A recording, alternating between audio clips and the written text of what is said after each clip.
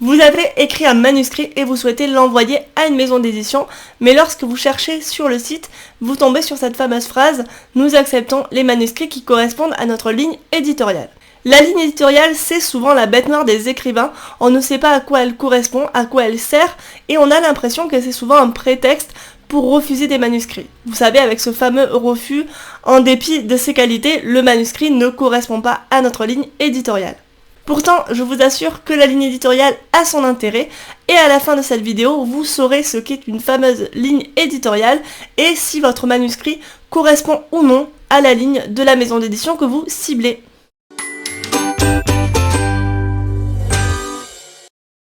Ça faisait un petit moment qu'on ne s'était pas retrouvés par ici, j'ai pris une petite pause estivale, et du coup pour ceux qui ne me connaîtraient pas, je suis Laura Ferré-Rincon, je suis autrice et formatrice, et j'écris principalement du contemporain. En parallèle de l'écriture, j'accompagne les auteurs pour écrire et publier leur ouvrage, et je donne des cours d'édition à l'université de Toulouse, cours sur lesquels je m'appuie pour vous proposer ces vidéos.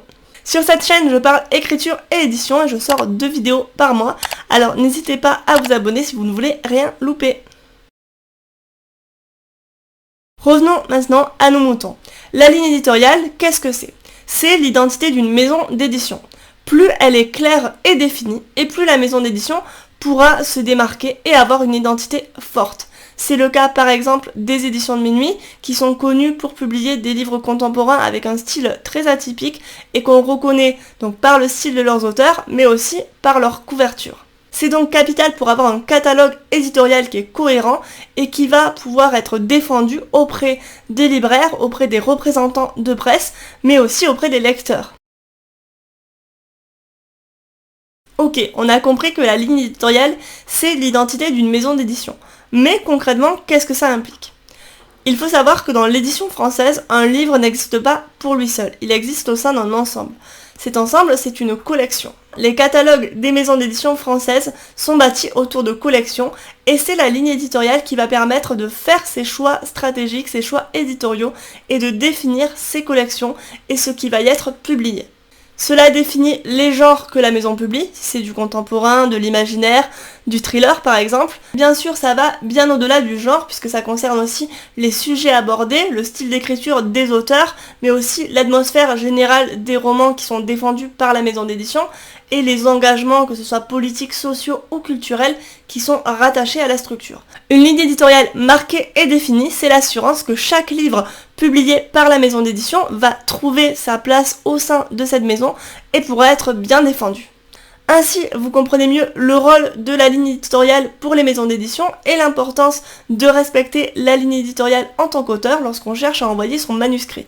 Il sera superflu par exemple d'envoyer un livre de poésie à une maison d'édition qui n'en fait pas, parce que même si le livre est très bon, dans la mesure où il n'a pas sa place dans la maison d'édition, eh bien il ne sera pas pris. On a vu à quoi servait la ligne éditoriale et ce qui se cachait derrière ce terme un peu barbare.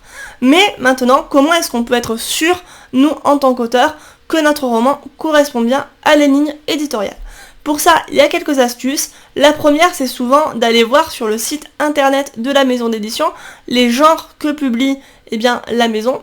Mais on l'a vu tout à l'heure, un genre littéraire, ce n'est pas suffisant pour se faire une idée précise de la ligne éditoriale. Donc vraiment, je vous conseille d'aller au-delà de scroller simplement sur le site internet, même si c'est vrai que ça donne déjà une première idée du catalogue et de la façon dont la maison est construite. Pour moi, c'est pas suffisant. Donc ce que je vous conseille de faire, c'est d'aller dans des librairies. Comme ça, vous aurez une réalité de terrain tangible. Vous verrez déjà si la maison d'édition est bien diffusée, distribuée, si elle est trouvable en librairie, ce qui est une information quand même importante.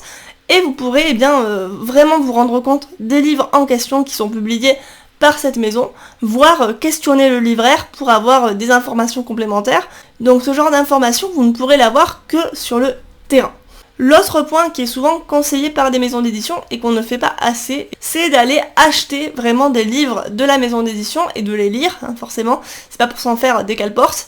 Lire le livre, ça va vraiment vous permettre d'avoir une idée précise du style de l'auteur et de vous imaginer si votre livre va ou non trouver sa place dans cet ensemble-là. Parce que parfois on a un sujet qui peut être commun à un ou plusieurs auteurs et avoir un style complètement différent, un regard sur ce sujet complètement différent et une façon de l'aborder aussi complètement différente. Pour moi, on ne peut pas faire l'impasse sur le fait de lire en fait les manuscrits, même si je sais que ça représente un coût, un investissement, qu'on peut pas faire ça pour toutes les maisons d'édition, mais pour moi c'est essentiel et ça peut faire la différence dans un envoi de manuscrit. Tout simplement parce que on aura bien ciblé la maison et donc on va maximiser ses chances d'avoir une réponse positive.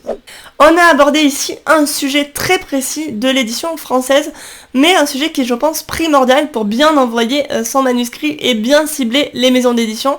Vous n'imaginez pas le nombre de manuscrits qui restent dans les tiroirs simplement parce que on n'a pas contacté les bonnes personnes. Donc pour moi c'est vraiment un point qui était primordial et sur lequel je voulais revenir plus en détail. Et si vous avez un roman que vous souhaitez envoyer et que vous voulez être accompagné dans cette démarche, sachez que je propose des prestations d'accompagnement à l'édition. Cette prestation inclut la sélection de maisons d'édition, la préparation du dossier éditorial avec tous les éléments que demandent les éditeurs, la présentation de l'auteur, le synopsis, la lettre d'accompagnement, mais ça inclut aussi tout ce qui va être le suivi des envois, la signature du contrat d'édition et la négociation de ce dernier. Donc c'est vraiment un programme très complet qui est tout à fait personnalisable en fonction de vos besoins. Donc si ça vous intéresse, toutes les infos sont en description.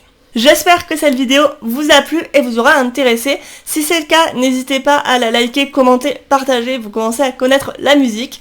Moi je vous retrouve dans 2 semaines et d'ici là, écrivez bien et à bientôt.